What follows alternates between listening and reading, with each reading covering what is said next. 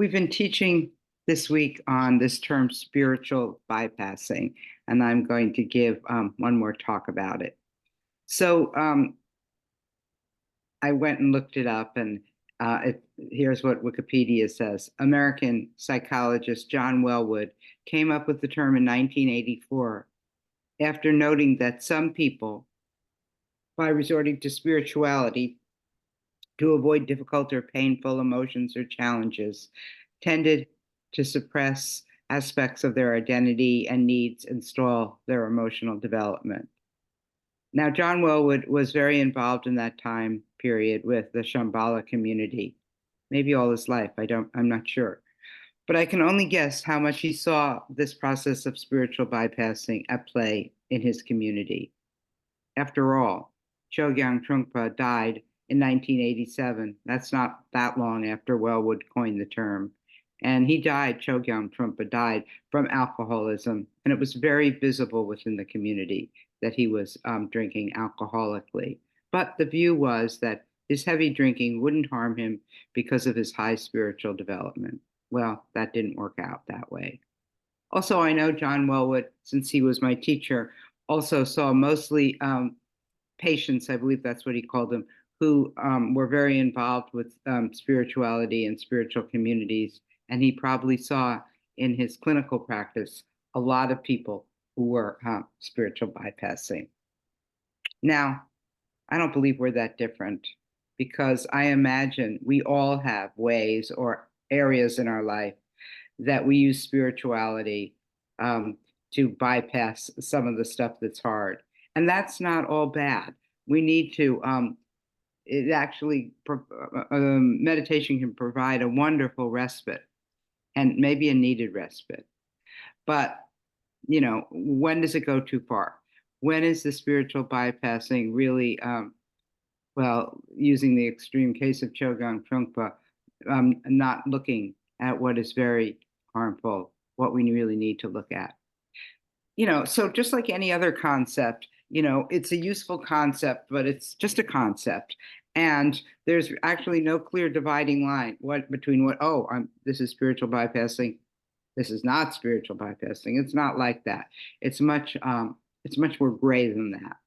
So that's where discernment comes in, to really be able to discern if we're harming ourselves, or really maybe limiting ourselves by not allowing difficult experiences and our needs to be known, when we're really kind of covering them over with spiritual views and practices.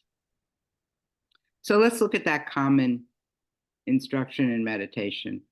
In fact, what most people, probably not you all, but most meditators, or most people who are not even meditators, who just think, what is meditation? This is the instruction they think of what is meditation.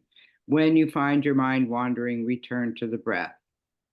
So I imagine for people who can do this practice very well and can do it most of the time. Now, I'm not one of those people, never was, but it effectively can become a defense against dukkha, against what is hard to bear, against doing their emotional work. And as I said, on the other hand, or maybe on both hands at the same time, actually, it can be a welcome refuge, a time to sort of rest, maybe gather up a little clarity, perhaps focus, and then at another time, or maybe soon thereafter. So what I'm saying is maybe within the meditation or later on in the day, to be able to take a deeper look at those painful emotions and needs. So in reflective meditation, we instruct you to let your thoughts and emotions come into the meditation. They're a part of the meditation. And we also invite you to do other practices, whatever practices might be conducive or you're trained in, perhaps like awareness of the breath. But though when we're telling you to invite your thoughts and emotions and all your stuff, your needs, your desires into your meditation, we are telling you basically don't bypass them. And when we instruct you also along with that, that when it's too much, when what's coming up in your meditation is too much, when it feels overwhelming, you can do something else. We tell you, you can intentionally choose to a calmer focus, you know, the touch points, whatever you may be, the touch points with the ground or whatever you may be trained in, or end the meditation if it's really too much. So, in a way, what we're doing with those instructions is training ourselves in the middle path, the middle to sort of that discernment, to know that discernment between spiritual bypassing and on the other extreme, not being harmed by that which is really too much to bear. So, as I said, I believe already, we all have fantasies about what we would like to transcend in our lives, what we would like to get to a higher level above it. And for me these days, and it's changed over the course of my life, for me, it's bodily pain.